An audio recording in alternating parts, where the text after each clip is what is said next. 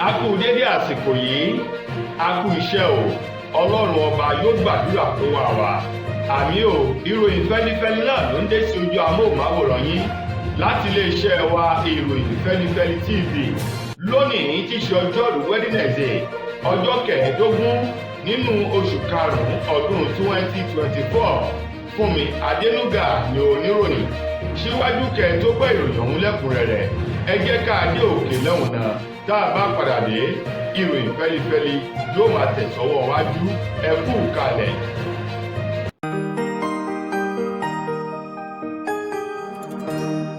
ìròyìn fẹ́lifẹ́li TV àjààbálẹ̀ làwọn ìròyìn ti wà máa wò lóòrèkóòrè.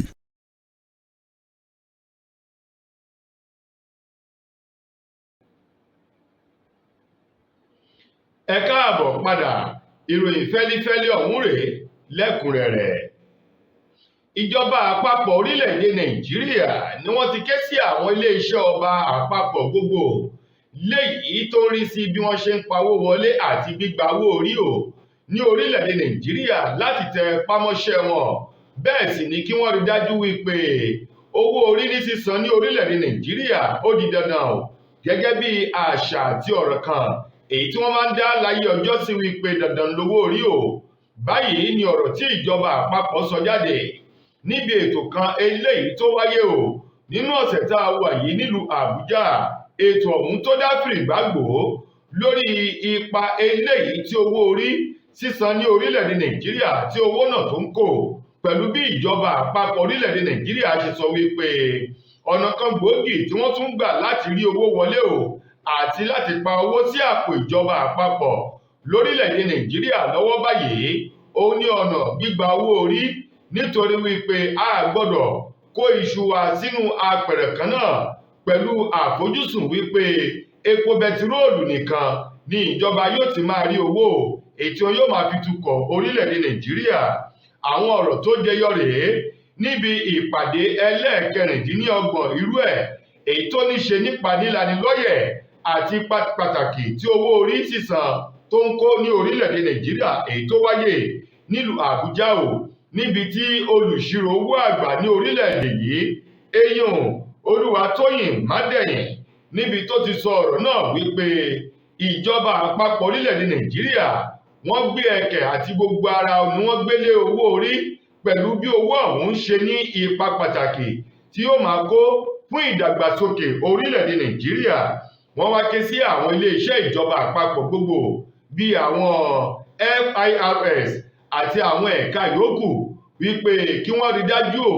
wípé àwọn ènìyàn àti àwọn iléeṣẹ́ o tó ní ẹ̀tọ́ láti sanwó orí lórílẹ̀-èdè yìí wọ́n san owó náà owó ọ̀hún sì ń wọlé lóòrèkóòrè láti lè rí lò fún ohun tó tọ́ àti ìdàgbàsókè orílẹ̀-èdè Nàìjíríà. Iléeṣẹ́ ti ìjọba eléyìí tó jẹ́ ọgbà àtúnidá ọgbà àtúnṣe èyí tí wọ́n máa ń fi àwọn tí wọ́n bá ti dá ẹjọ́ fún nílé ẹjọ́ tí wọ́n máa ń fi wọ́n pamọ́ sí èyí Nigerian Correctional Service àwọn mà ní wọ́n ti sọ̀rọ̀ jáde o lórí ìròyìn kan eléyìí tí wọ́n ní wọ́n ṣe àpèjúwe ìròyìn ọ̀hún gẹ́gẹ́ bí ìròyìn ẹlẹ́jẹ̀ ìròyìn aṣinilọ́nà àti ìròyìn tó lè dá rògbòdìyàn sílẹ̀ láàrin ọmọ orílẹ̀-èdè Nàìjíríà àti ilé-iṣẹ́ ọgbà àtúnṣe lórílẹ̀-èdè Nàìjíríà. Gẹ́gẹ́ bí wọ́n ṣe ní ìròyìn ọ̀hún ìròyìn òfegè lásán ni nípa wípé ọgbà àtúnṣe o àwọn náà ti nílé ìtura ńlá kan èyí tó tóbi ràgbàjẹ́ tí wọ́n ti kọ́ báyìí tí wọ́n yóò máa fi pa owó wọlé o àti wípé wọ́n máa fi àwọn ọ̀tọ̀kùlúùlú sílé ìtura ọ̀hún lélẹ́ròǹgbà wípé wọ́n ń bẹ nínú ọgbà àtúnṣe. Ẹni tó jẹ́ ọ̀gá àgbà àti ẹni tó jẹ́ agbẹnusọ fún àjọ ọ̀hún tó tún jẹ́ ọ̀kan nínú àwọn olùrànlọ́wọ́ pàtàkì sí ọ̀gá àgbà fún ọgbà àtúnṣe lórílẹ̀-èdè Nàìjíríà Abubakar Umar òun náà ló bá àwọn akọ̀ròyìn sọ̀rọ̀ nílùú Àbújá lánàá wípé òun rọ gbogbo ọmọ orílẹ̀-èdè Nàìjíríà láti kan tí ẹ̀gbọ́n bákan náà kí wọ́n kọ ẹ̀yìn sí ìròyìn ẹlẹ́jẹ̀ kan tí wọ́n ń gbé kiri o wípé ọgbà àtúnṣe Nigerian Correctional Center wọ́n ti nílé ìtura eléyìí tó tóbi nílùú Àbújá o eléyìí tó sì jẹ́ wípé ìròyìn náà ni wọ́n ṣe àpèjúwe rẹ̀ gẹ́gẹ́ bí ìròyìn ẹlẹ́jẹ̀ àti ìròyìn tó lè ṣe àwọn ọmọ orílẹ̀-èdè Nàìjíríà lọ́nà. Wọ́n wá ní lótìtọ́ àti lódodo ní iléeṣẹ́ ọba yìí èyí tó jẹ́ ọgbà àtúnṣe náà ni wọ́n ní àwọn ìdókòwò èyí tó jẹ́ wípé wọ́n fi ran àwọn òṣìṣẹ́ ọ̀hún lọ́wọ́ o nípa ẹ̀yáwó àti àwọn ìdókòwò míì tó sì jẹ́ wípé ìjọba àpapọ̀ wọ́n mọ̀ sí lórílẹ̀-èdè Nàìjíríà. Ó ní yàtọ̀ sí àwọn èèyàn ó ní lórí ilé ìtura èyí tí wọ́n ní wọ́n kọ́ yìí ó ní irọ́ ńlá ló ń bẹ níbẹ̀ wípé ọgbà àtúnṣe o wọn ò ní ilé ìtura tuntun kan yàtọ̀ sí èyí tí wọ́n ti kọ́ sẹ́yìn tí wọ́n sì fi ń pa owó wọlé pẹ̀lú ẹ̀ka iléeṣẹ́ ẹ̀yá owó ti àjọ ọ̀hún tí wọ́n gbé kalẹ̀. Ó ní yàtọ̀ sí àwọn èèyàn gbogbo ọ̀rọ̀ tó bá ní ṣe wípé wọ́n kọ́ ilé ìtura tuntun míì sílùú Àbújá o iléeṣẹ́ ọgbà ẹ̀wọ̀n tí ó jẹ́ ọgbà àtúnṣe náà ó ní àwọn ọ̀rọ̀ ọmọ Nàìjíríà wípé ìròyìn òfegè ìròyìn rọ́ àti ìṣinilọ́nà ìròyìn ló jẹ́ o kí àwọn ọmọ Nàìjíríà kí wọ́n kẹ̀yìn sí i.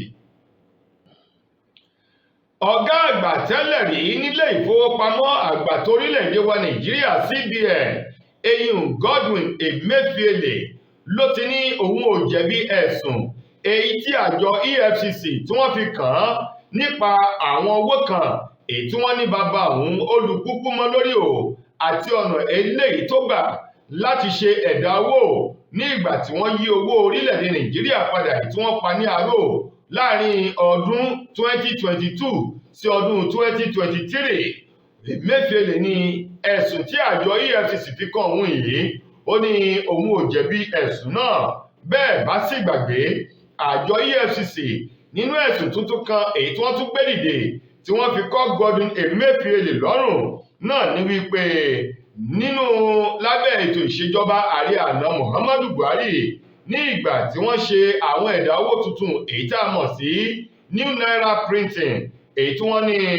wọ́n fi 18.9 billion naira ni wọ́n fi ṣe ẹ̀dá owó èyí tó tó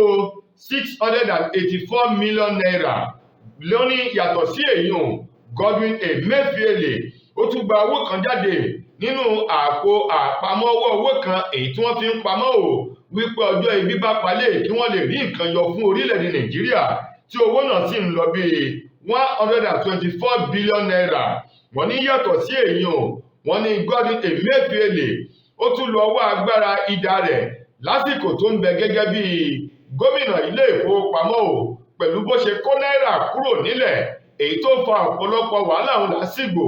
lásìkò náà lọ́dún náà lọ́hùn-ún lábẹ́ ààrẹ àná Muhammadu Buhari o. Wọ́n wá ní báyìí Emefiele ní ẹ̀sùn tí wọ́n fi kàn òun yìí ló ní ẹ̀rí lábẹ́ òfin bẹ́ẹ̀ sì ni òun ò jẹ̀bi rẹ̀ ṣùgbọ́n ẹni tó jẹ́ olùpẹ̀jọ́ èyí tó ń rojọ́ láti tako Emefiele nílé ẹjọ́ o eyín amòfin Rotimi Oyedepo SAN òun rawọ́ ẹ̀bẹ̀ sílé ẹjọ́ wípé kílé ẹjọ́ gíga ti ìjọba àpapọ̀ tó kalẹ̀ sílùú Àbújá níbi tí wọ́n ti ń gbẹ́jọ́ náà wípé kí wọ́n tètè bẹ̀rẹ̀ ẹjọ́ ọ̀hún lẹ́kùnrẹ́rẹ́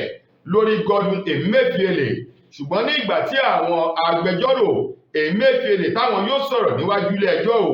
wọ́n rawọ́ ẹ̀bẹ̀ sílé ẹjọ́ náà wípé kí wọ́n fi oníbàárà wọn sílẹ̀ kó máa gba ilé wá sílé ẹjọ́ nípa owó ìtanràn eléyìí tí wọ́n ní kó san ṣùgbọ́n o ilé ẹjọ́ ní kò jọ́ o kí wọ́n dá Emefiele padà sí àhámọ́ àwọn àjọ EFCC níbẹ̀ ni ó máa gbà wá sílé ẹjọ́ ní ìgbà tí ẹjọ́ bá ti kàn án gẹ́gẹ́ bí ẹjọ́ ọ̀hún bó ti lọ. látijọ́ aláyé ti dáyé lọ́kọ́ tí ń sọ lówó orí aya tájọṣepọ̀ wọn sì jẹ́ gbádùn òǹfà ìfẹ́. tẹ́rẹ̀ ìgbádùn lọ́kọláya bá ti ń bọ́ ságídé kásáyàn ò fàǹfẹ́ láàrin wọn dòní yọ̀bẹ̀kẹ́ tọkọ ò lè gòkè lọ́wọ́ déré tọkọ wa ń ṣe súkẹ́súkẹ́ lórí aya Orísun ló yẹ ká padà sí ká tọ́jú ara wa pẹ̀lú S2 Herbal Bitters sátẹ̀kanlẹ̀ gbọ̀ngbọ̀ngbọ̀n ká kó lẹ́gbẹ́ àwọn tí ń bẹ̀bẹ̀ fàyà lórí ibùsùn S2 Herbal Bitters 100% herbal tí ò lọ́tí kankan nínú pẹ̀lú ǹtẹ̀ NAFDAC S2 Herbal Bitters ilé-iṣẹ́ S2 Ultimate Holistic Spiritual Herbal Remedy International Limited ló ṣe 002 Park Street First Avance Junction Ọ̀lẹ́yọ̀ Ìbàdàn Ọ̀yọ́ State. Ó wà lọ́pọ̀ yanturu ní 1825 Olúyọ̀lé Shopping Complex New Garage Ìbàdàn. Ẹ ti lè rí rà ní Lasorat Royal Plaza Asunlẹ̀ Junction off Akala Express Ìbàdàn Ọ̀yọ́ State. Fún ẹ̀kúnrẹ́rẹ́ àlàyé síwájú sí tàbí tẹ̀yin gan bá fẹ́ jẹ́ alágbàtà fún wa, ẹ pè tàbí ká WhatsApp wa lórí +234 704 079 0153 tàbí ká kàn sí +234 806 400 0204. Bákan náà ni ẹ lè kàn sí abroad line wa lórí +353 894 982 845. Ẹ mọ́ gbàgbé wípé ìlera lóògùn ọrọ̀, tó fi já sí wípé ẹ ti lè kàn sí ilé-iṣẹ́ S2 Herbal Mixture fún ìtọ́jú àwọn àìsàn míì lóníran bíi ìfúnpá gíga, diabetes, low sperm count, ìdákọ́lẹ̀, arthritis, bone fat, blood cleansing, rheumatism, infertility àti èyíkéyìí àìsàn tó bá ń bá yín fúnra nínú ara. S2 Herbal Bitters ó dára fún ìgbádùn ọkùnrin àtobìnrin. Gbajúgbajà ìdààmú àdúgbò wèrè olórin Habib Òkìkíọlá tí gbogbo èèyàn mọ̀ sí Portable ní ọwọ́ iléeṣẹ́ ọlọ́pàá ìpínlẹ̀ Èkó ti rọ́wọ́ tó lánàá lórí ẹ̀sùn èyí tí ọ̀kan nínú àwọn tí wọ́n ń ta ọkọ̀ tá a mọ̀ sí car dealer ní ìpínlẹ̀ Èkó fi kan Portable wípé ó ra ọkọ̀ kan lọ́wọ́ òun èyí tí owó ọkọ̀ náà lọ sí mílíọ̀nù mẹ́tàdínlọ́gbọ̀n 27 million naira G-Wagon tí wọ́n sì ní Portable ó ti san mílíọ̀nù 13 nínú owó náà tí eléyìí tó kù tí yóò san lọ bíi mílíọ̀nù 14 náírà èyí tí wọ́n ní Portable ó kọ̀ jálẹ̀ láti san owó ọkọ̀ ọ̀hún tó kù ti G-Wagon ìtòrà lọ́wọ́ àwọn ata-ọkọ̀ ní ìpínlẹ̀ Èkó. Ata-ọkọ̀ ọ̀hún èyí tó ta ọkọ̀ G-Wagon fún Portable sọ di mímọ̀ wípé gbogbo akitiyan àti ìgbìyànjú òun láti rí pé òun gba mílíọ̀nù 14 náírà ìtókù owó ọkọ̀ náà lọ́wọ́ Portable ló já sí pàbó wípé ńṣe ni Portable ńṣe ló ń da òun rìbárìbò kó tó di wípé ó fi ọ̀rọ̀ ọ̀hún tó ọlọ́pàá létí o, èyí tó sì jẹ́ wípé alukoro iléeṣẹ́ ọlọ́pàá ní ìpínlẹ̀ Èkó SP Benjamin òun fi ìdí ọ̀rọ̀ ọ̀hún múlẹ̀ wípé lótìtọ́ àti lódodo ni Portable ló ti wà ní àhámọ́ àwọn ọlọ́pàá báyìí lórí ẹ̀sùn owó ọkọ̀ èyí tó kọ̀ jálẹ̀ láti san èyí tó kù rẹ̀ tó sì ti ń lo ọkọ̀ ọ̀hún tí fi ń jẹ ayé ní ìgboro. Wọ́n ní bí ọ̀rọ̀ ọ̀hún bá ti lọ sí àwọn yóò máa bun àwọn ọmọ Nàìjíríà gbọ́ lórí ọ̀rọ̀ wèrè olórin ìdààmú àdúgbò èyí tí wọ́n ti fi ọwọ́ òfin mú báyìí. Lákòótán nínú ìròyìn wa fún tòní, ọ̀kan nínú àwọn ọ̀gá èyí tó máa ń gbé orin jáde tó sì máa ń bá wọn po àwo orin pọ̀ nínú ìyàrá ìgbé orin jáde tá a mọ̀ sí record producer eyín Olúmídé Ògúnadé tí gbogbo èèyàn mọ̀ sí ID Kabasa, òun mà ló ti padà sọ̀rọ̀ jáde wípé ọmọ tí ó bá dàgbà kò ní da àgbàlagbà láàmú o. Ó ní òun yóò rọ gbogbo àwọn olórin kéékèèké tí wọ́n ṣẹ̀ ń dìde bọ̀ àti àwọn tí wọ́n ti ń rí ọwọ́ mú lágbolé olórin tàkasùfé lórílẹ̀‐èdè Nàìjíríà lọ́wọ́ báyìí láti bọ̀wọ̀ fún àgbàlagbà kí ọjọ́ tiwọn náà kó lè dálẹ̀ o. ID Kabasa èyí tó sọ̀rọ̀ náà lẹ́yìn àwọn ọ̀rọ̀ awuyewuye kan èyí tó súyọ láàrin bíi oṣù kan ó lé díẹ̀ sẹ́yìn láàrin Idris Abdulkareem àti Burna Boy àti Odumodu Black, èyí tí Burna Boy sọ wípé kò sí ẹnikẹ́ni tó forí já ọgbọ́n tó sì forí lànà nínú ilé orin fún òun òbí kò ṣe wípé fún ara òun lórí forí lànà tóun sì rí ọ̀nà àbáyọ. Ṣùgbọ́n ò nínú ọ̀rọ̀ Idris Abdulkareem, Idris ní àgbà ni àgbà yóò máa jẹ́. Ó ní àtòun àti àwọn tí wọ́n jọ jẹ́ àgbà ọ̀jẹ̀ nínú agbe olórin tàkasùfé ni wọ́n forí la ọ̀nà fún gbogbo àwọn kéékèèké tí ń ṣe ń kọrin tí wọ́n ń bọ̀ láyé tá a wà yìí táwọn náà sì ti rọ́wọ́ mú lọ sẹ́nu o.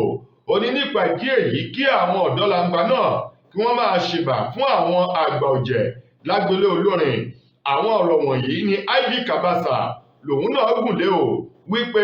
ọmọ tí ó bá dàgbà ni kò ní rí àgbà fín. ID Kabasa ni òun yóò rọ gbogbo àwọn ọ̀dọ́ olórin langba ọmọ kéékèèké tí wọ́n ṣẹ̀ ń bọ̀ lágbolé orin tàkasùfé lórílẹ̀‐èdè Nàìjíríà láti bọ̀wọ̀ fún àwọn àgbàlagbà bíi Idris Abdulkareem Tony Montana, Sunny Nneje àti àwọn bẹ́ẹ̀ bẹ́ẹ̀ lọ ó ní bí wọ́n bá ṣe yìí ó ló dáhùn lójú pé ọjọ́ tiwọn náà yóò dálẹ̀ àwọn náà wọ́n sì ní ìtàn rere láti pa tí ó bá fi di ọjọ́ ogbó tiwọn gẹ́gẹ́ bí IB Kabasa bó ṣe gba àwọn ọ̀dọ́ ọ̀hún lámọ̀ràn. tó ẹ̀yin ará ìròyìn fẹ́lifẹ́li kò ní jù báyìí lọ fún ti tòní títí dìgbà míì kẹ́tùmọ̀ aláǹfààní láti bá ọkùnrin ní ìpàdé mo gbà á ládùúrà wípé ilé òní lé wa ọ̀nà òní nà wá Fúnmi Adénúgà lẹni tó múròyìn wá sí ojú amóhùnmáwòrán yín ẹ ṣeun gan ni o.